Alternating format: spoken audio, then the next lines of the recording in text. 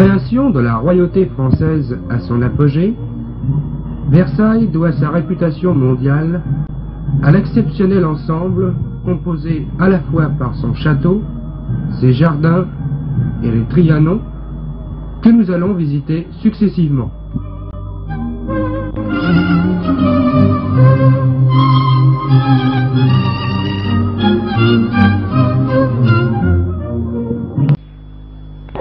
Avant de vous faire découvrir ou redécouvrir ce magnifique château, nous allons retracer l'évolution, si j'ose dire même les péripéties qui ont marqué son édification. L'œuvre grandiose que nous avons le bonheur d'admirer aujourd'hui n'a rien de commun avec le manoir primitif construit sous Louis XIII que voici. Œuvre qui prêterait à sourire si notre œil alors déçu et ironique devait s'en contenter. Il est heureux que ce petit pavillon de chasse construit par Louis XIII fut pris en affection par son fils, lequel, dès 1660, abandonna son château natal de Saint-Germain pour venir s'y installer. C'est en effet à peu près vers la même époque que Louis XIV s'éprit de Mademoiselle de la Vallière, qui habitait également Versailles. Et c'est en son honneur qu'eut lieu en 1664 la première fête officielle donnée dans ce château. Louis le Beau fut désigné par le roi pour aménager le petit édifice primitif dont Louis XIII s'était humblement contenté, mais après la mort de Levaux en 1670, cet édifice primitif fut sur le point d'être détruit par Jules Ardouin, lequel travaillait à la réalisation du château actuel sous la direction de Mansart, lequel était son oncle, mais Louis XIV s'opposa formellement à ce projet de destruction. Il fallut donc commencer par combler les fossés qui entouraient les deux ailes du château primitif, puis rattacher les pavillons aux ailes construites par Levaux. L'ossature architecturale du château actuel était ainsi achevée. Au centre de la cour se dresse la statue équestre de Louis XIV. Le cheval dû au ciseau du sculpteur Cartelier était destiné en fait à une statue de Louis XV. La statue de Louis XIV, proprement dite, est de petit haut. À la hauteur de cette statue, il y avait une grille qui séparait la cour royale de l'avant-cour aux cours des ministres. C'était un privilège d'y pénétrer pour se rendre au château.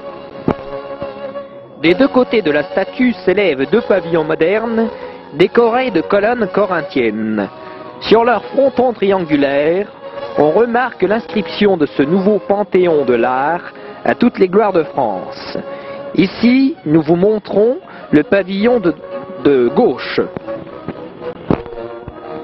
La chapelle est d'une ordonnance extérieure assez grandiose qui s'allie bien avec le reste des bâtiments qu'elle domine.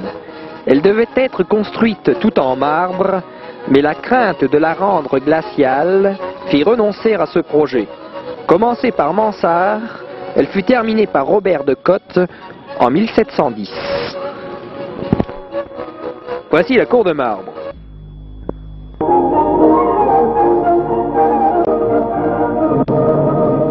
Marbre mérite bien son nom, car elle était jadis pavée de marbre blanc et noir. Aujourd'hui, ce marbre est blanc et rose. Entourée par le château de Louis XIII, elle fut remaniée par Levaux et Mansart. Elle fut quelquefois le théâtre de fêtes donné par Louis XIV. Alceste y fut notamment représenté en 1674.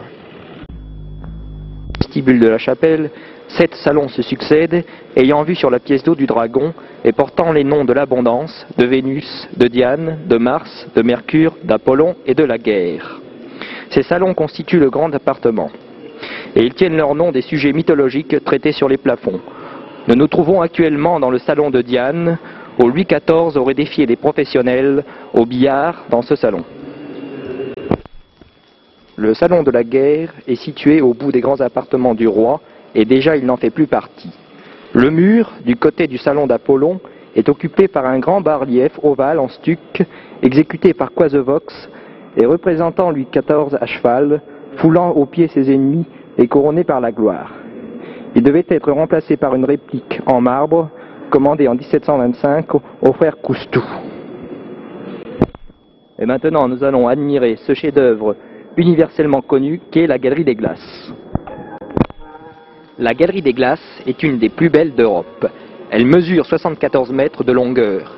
Elle est éclairée par 17 grandes croisées, en face desquelles sont autant d'arcades, dont le fond rempli par des glaces réfléchit les jardins et les pièces d'eau. Entre les arcades et les croisées sont 48 pilastres de marbre d'ordre composite, dont les bases et les chapiteaux sont de marbre doré.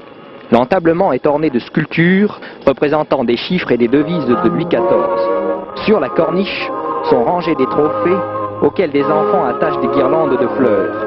La plupart de ces ornements ont été sculptés par Coisevox sur les dessins de Lebrun. C'est dans cette galerie que fut proclamé l'Empire allemand en 1871 et juste retour des choses que fut signé le 28 juin 1919 le traité de Versailles. Après avoir vu le salon de la guerre, nous voici maintenant dans le salon de la paix. Dans la cheminée elle-même, dont l'attaque porte les grandes armes de France et de Navarre, a été rétabli le magnifique feu à recouvrement de bronze doré, orné de 2 lions se faisant face, que Boiseau avait réalisé pour cette pièce à la demande de Marie-Antoinette. Voici la salle qui précède la salle de la Galerie des Batailles. Cette salle comprend essentiellement des portraits de personnages qui ont marqué l'époque à partir de Louis XVI et jusqu'au Premier Empire. La Galerie des Batailles, qui mesure 120 mètres de long sur 13 de large, occupe toute la largeur du premier étage de l'aile du Midi, en angle droit avec les appartements de la reine. Sa création fut décidée par le roi Louis-Philippe à la place d'appartements qui avaient été successivement occupés au XVIIe et XVIIIe siècle par Monsieur, duc d'Orléans, frère de Louis XIV, et par sa seconde épouse, la princesse Palatine, par le duc et la duchesse de Chartres, par le duc d'Orléans, fils du régent, par le dauphin, par le comte d'Artois et par Madame Élisabeth.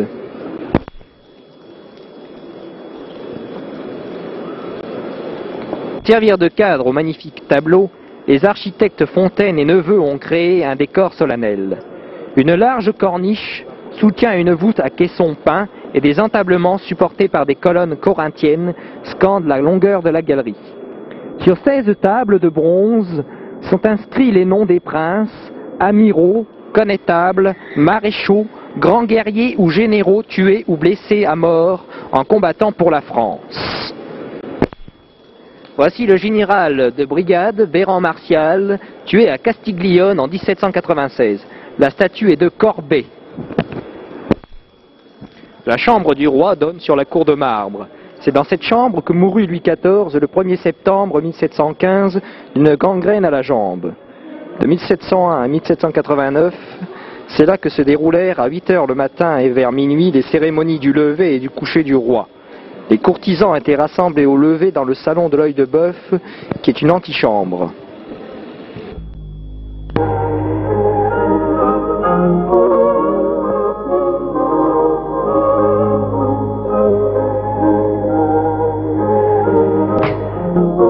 La chapelle, richement décorée, est ornée de statues et de bas-reliefs de Courtois et Van Clève.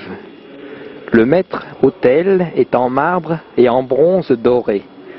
Le grand plafond de la voûte représentant la résurrection du Christ est l'œuvre de Coipel.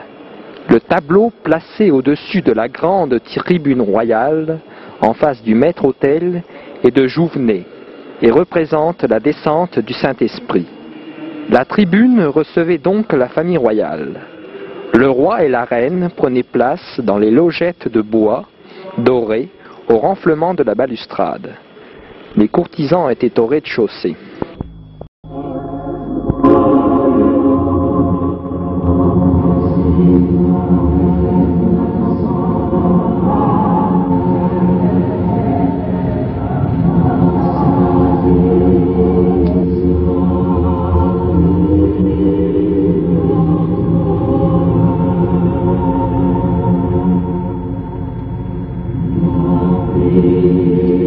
Nous entendons d'ailleurs l'office. Et on pourra apercevoir sur notre gauche la chorale. de la chapelle de Versailles.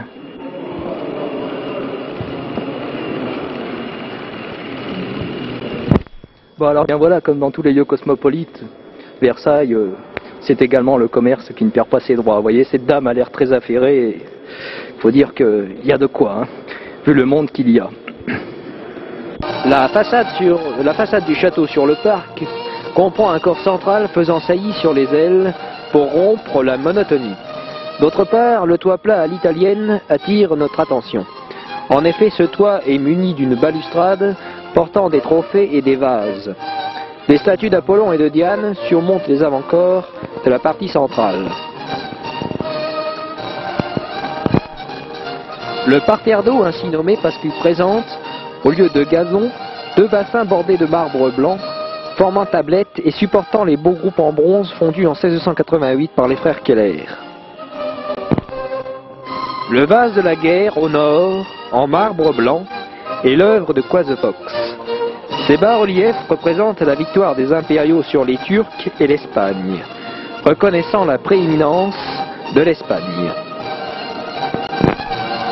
Le vase de la paix au sud est l'œuvre de Tuby. Ces bas-reliefs représentent la paix d'Aix-la-Chapelle et le traité de Nimègue.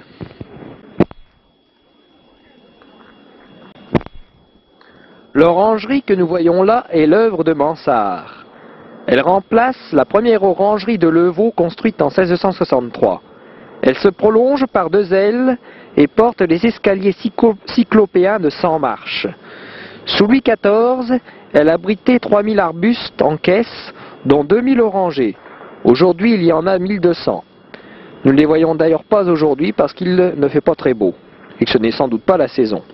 Parmi les orangers, il s'en trouve un qui provient, dit-on, de la confiscation opérée en 1530 par François Ier des biens du connétable de Bourbon. La Pièzo des Suisses mesure 400 mètres de long. Le premier bassin octogonal fut creusé en 1664 par le régiment des Suisses du roi. Il fut agrandi à ses extrémités en 1687.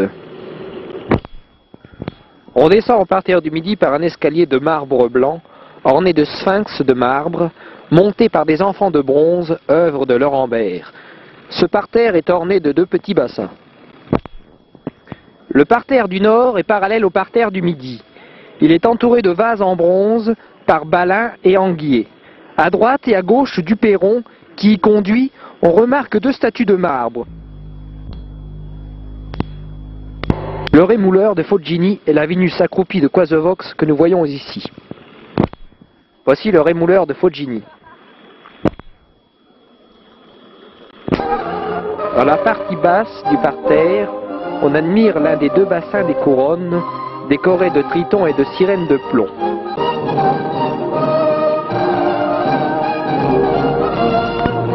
Voici la fontaine de la pyramide, dont les sculptures, également en plomb, sont de Girardon.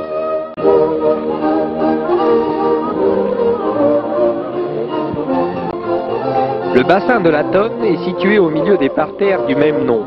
Un groupe de Marcy, la Tonne et ses enfants, est représenté sur le plus haut degré d'une pyramide de gradins de marbre rouge. Avant de vous entretenir de l'allée du tapis vert, dite encore allée royale, je vais vous raconter les péripéties qui ont marqué, si vous voulez, son évolution.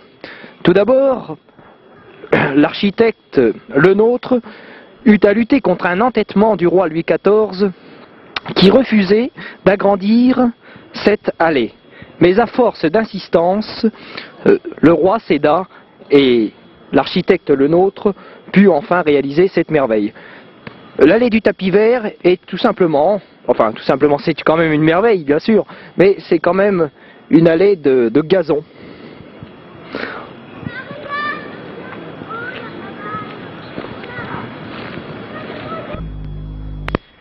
Cette immense nappe de gazon est bordée de statues et de vases, à savoir Vénus par Le Gros, Faune par Flamin, Amazone par Baviette, Didon par Poultier. Le bassin d'Apollon est situé à l'extrémité du tapis vert. Le sujet principal de ce bassin est la statue d'Apollon, dans son char à 4 chevaux, entouré de tritons et de monstres marins. À la suite du bassin d'Apollon s'étend le Grand Canal, théâtre des promenades nocturnes de la capricieuse duchesse de Bourgogne et des feux d'artifice tirés du temps de Louis XIV. Le Grand Trianon. Louis XIV, Louis XV et Louis XVI y aménagèrent de paisibles résidences où seuls quelques intimes et quelques privilégiés étaient invités à séjourner avec le roi.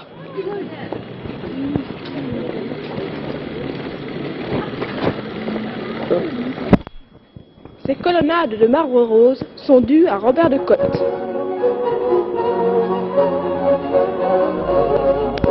Le Trianon de marbre fut élevé par Mansart en 787.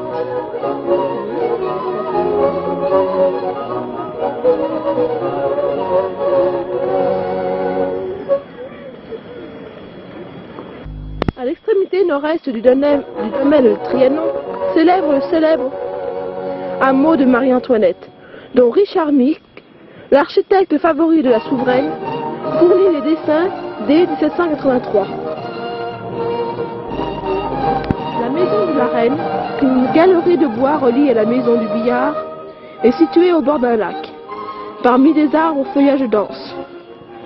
Autour d'elle sont groupées 9 maisons couvertes de chaume, dont la tour, le Malborough, la laiterie, la grange, le colombier, le moulin. Dans cet ensemble charmant, conçu comme une véritable exploitation agricole, la reine se donnait l'illusion de la vie campagnarde et venait faire de fréquents séjours avec ses enfants.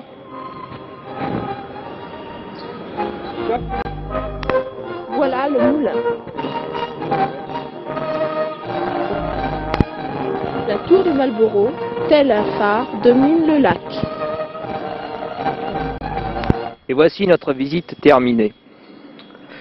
Nous pouvons nous réjouir aujourd'hui de cette mangerie effrénée, pour reprendre une expression énergique de Michelet, qui s'exprimait en ces termes du château de Versailles.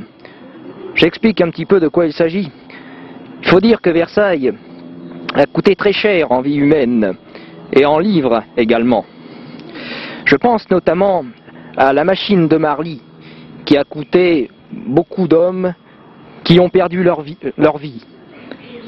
Et ce n'est que la reprise des hostilités qui a, si vous voulez, permis de faire cesser ce massacre, quoique la guerre également a causé pas mal de pertes en vie humaine.